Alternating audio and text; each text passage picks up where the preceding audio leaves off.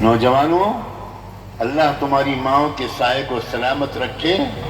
جس دن تمہاری ماں کا جنازہ نکلے گا تم کو دنیا میں اندھیرا ہی اندھیرا نظر آئے گا۔ ماں سے زیادہ سچی محبت کرنے والی مخلوق دنیا میں کوئی نہیں۔ دوست بے وفا ہو سکتے ہیں، دوست خود غرض ہو سکتے ہیں، لیکن ماں کبھی بھی خود غرض نہیں ہو سکتی۔ ماں اپنی اولاد کی راحت دیکھنا چاہتی ہے، ماں اپنی اولاد کو خوش دیکھنا چاہتی ہے، ماں اپنی اولاد کو ترقی پاتی ہوئی دیکھنا چاہتی ہے۔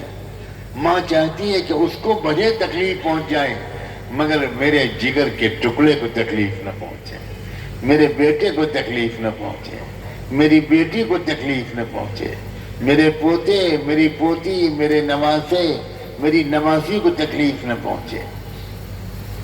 اس ماں کی بے قدری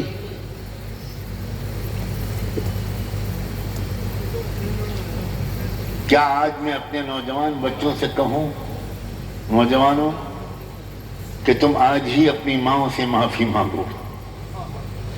کوئی جواب نہیں دے رہے آپ۔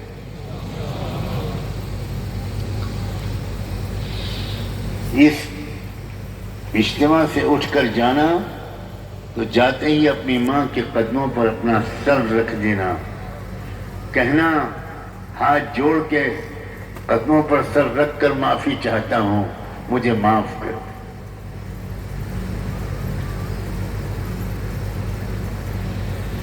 قرآنی دینداری کیا کہتی ہے؟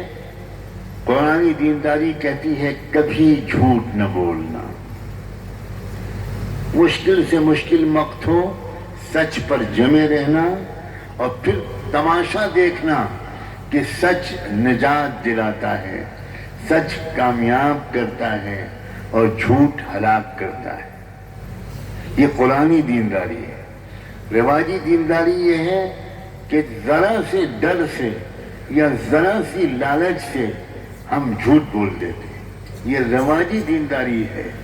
رواجی دینداری پر اللہ کی طرف سے دنیا میں عزتوں اور محبتوں کا اور آخرت میں جنتوں کا وعدہ نہیں ہے، قرآنی دینداری پر وعدہ ہے۔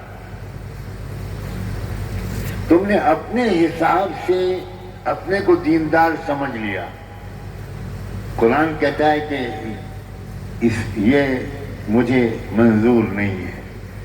اتقوا اللہ حق تقاتہ، میں نے آیت پڑھی تھی۔ وہ دینداری اختیار کرو جس کو میں تسلیم کر لوں کہ تم دیندار ہو، یعنی اللہ تسلیم کر لے۔ وہ تقوی اختیار کرو۔ تقوی نیکیاں کرنے کو کم اور گناہوں سے بچنے کو زیادہ کہتے ہیں۔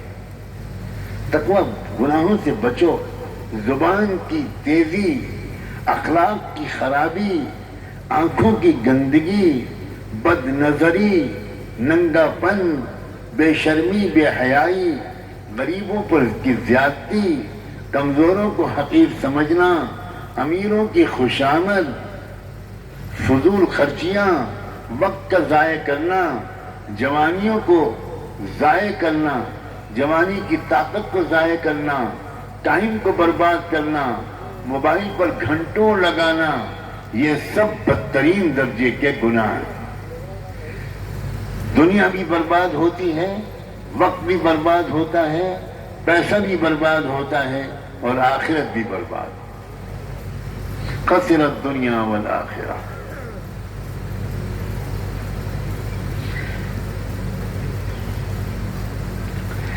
انسان کو اللہ نے ایک طرف نفس دیا ہے، جس کے ذریعے سے، نفس کے ذریعے سے دل میں خواہشات آتی، شوق آتے، تمنائیں آتی۔ یہ کام نفس کا ہے۔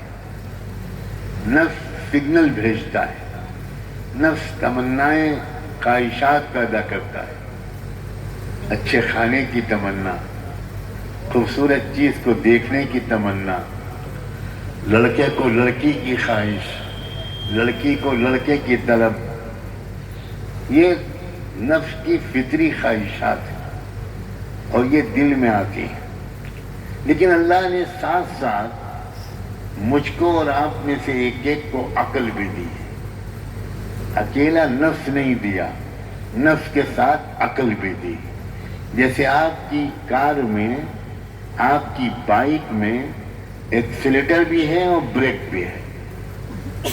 آپ کی کا بریک فیل ہو جائے, آپ بریک استعمال ہی نہ کریں, آپ نشے میں ہوں, آپ کو نیند لگ جائے اور خالی ایکسیلیٹر پر پیر دبا رہے, تو ذرا مجھے جواب دو, کیا نتیجہ نکلے گا؟ بولو نا. ایکسیڈنٹ ہوگا اور اس کے بعد جموں کے قبرستان میں ایک قبر کا اضافہ ہوگا. اسی طرح اللہ نے ہم کو اگر نفس دیا ہے, خواہشات دی ہیں, تمنائیں دی ہیں, تو عقل بھی تو دی ہے. اور عقل, یہ جو نفس ہے یہ ایکسیلیٹر ہے, اور یہ جو عقل ہے یہ بریک ہے. سمجھ میں آ رہی ہے بات؟ کیا خالی بریک سے کام چل جائے گا بغیر ایکسیلیٹر کے؟ کیا بغیر ایکسیلیٹر کے, بغیر بریک کے خالی ایکسیلیٹر سے کام چل جائے گا؟ دونوں ضروری ہے, اور اللہ نے ہم کو دونوں دیے ہیں. لیکن مشکل یہ ہے, جوانی کے نشے کی وجہ سے, جہالت کے نشے کی وجہ سے, ایمان کی کمزوری کی وجہ سے, سمجھداروں کے پاس بیٹھنے کی کمی کی وجہ سے ہم زیادہ تر ایکسیلیٹر کو یوز کر رہے ہیں اور بریک کو کم یوز کر رہے ہیں. یہی وجہ ہے کہ جب ہمارا جی چاہتا ہے کہ ہم کسی عورت کو دیکھیں, کسی لڑکی کو دیکھیں, تو ہم بریک نہیں لگاتے, ہم دیکھنے لگتے ہیں. جب ہمارا جی چاہتا ہے کہ ہم موبائل پر گھنٹوں وقت برباد کریں, تو عقل میسج بھیج رہی ہوتی ہے, عقل کہہ رہی ہوتی ہے کہ چھوڑو اس کو, ٹائم برباد مت کرو, سو جاؤ.